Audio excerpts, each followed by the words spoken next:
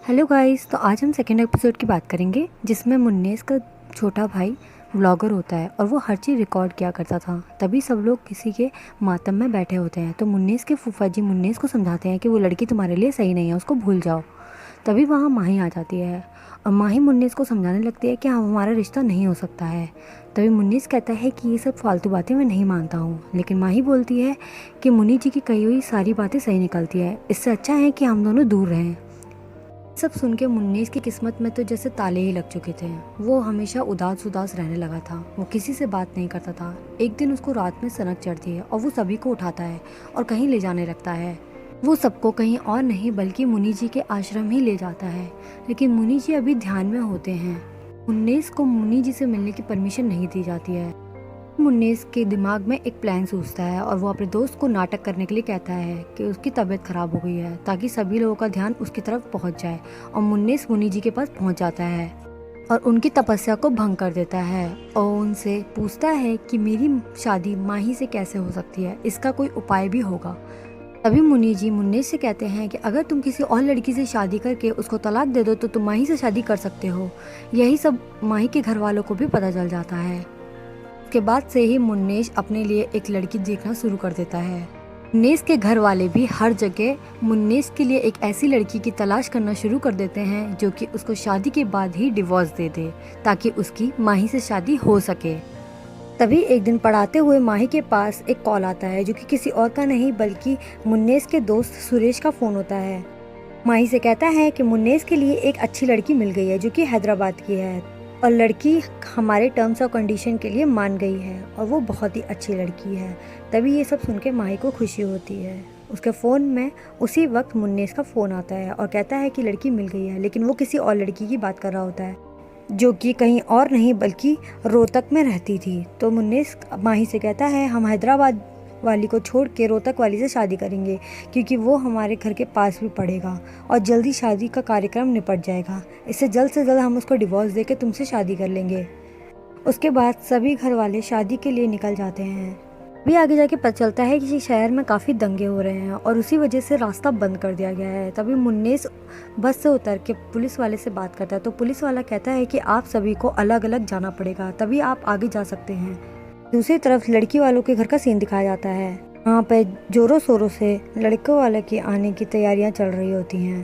तभी मुन्नेस एक आदमी से लिफ्ट लेता है, उनसे बोलता है कि हमारी फैमिली मेम्बर्स को थोड़ा आगे तक छोड़ दो ताकि हम इन दंगों से बच सकें। तभी वो आदमी कहता है कि मैं एक ही कंडीशन में आपको लिफ्ट दूंगा, मेरी गाड़ी में जितने भी फूल पड़े हैं उसकी आपको माला बनानी पड़ेगी। और सभी लोग इस कंडीशन को मान के उसकी गाड़ी में बैठ जाते हैं। हाँ, एक और गाड़ी आती है और मुन्नेस उसे रोकता है जिसमें दो लड़कियां बैठी होती हैं। वो उससे कहता है कि हम तीनों को लिफ्ट दे दीजिए आगे तक।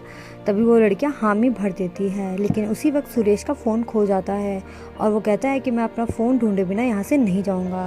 तभी मुन्नेस फूफा जी को गाड़ी में बिठा के भेज देते हैं। वो लड़कियाँ कोई और नहीं बल्कि वैसे काम करने वाली होती हैं। मुन्नेस और उसका दोस्त एक ट्रक में पीछे बैठ के वहाँ से आने लगते हैं। भी सीन कट करके हमें दिखाया जाता है कि फूफा जी एक गलत जगह फंस चुके होते हैं जहाँ पे वो दोनों लड़कियाँ अपने कपड़े चेंज करके फूफा जी को लुभाने की कोशिश करने लगती हैं और फूफा जी वहाँ से भागने की कोशिश करने लगते हैं। यहीं पर सीन कट करके हमें दिखाया जाता है कि मुन्नेस का आधा परिवार अपनी डेस्टिनेशन तक पहुँच चुका होता है, लेकिन अभी भी फूफा जी, मुन्नेस और सुरेश का आना बाकी होता है।